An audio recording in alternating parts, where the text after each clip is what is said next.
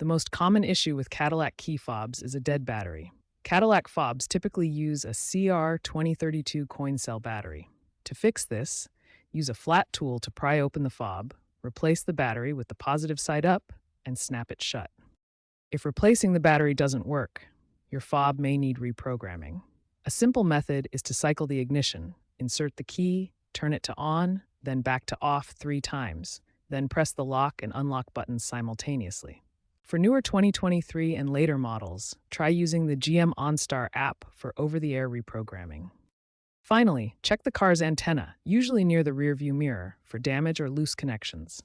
Inspect for corrosion, clean gently with a soft cloth, or replace if faulty. If basic fixes don't work, you might have a more complex issue. Software glitches from infotainment updates are increasingly common, so ensure your Cadillac software is up to date. If problems persist, consider professional reprogramming at a dealership or ASE-certified shop to avoid voiding your warranty. Looking ahead, Cadillac is trending towards digital keys via the My Cadillac app using NFC-enabled smartphones for access.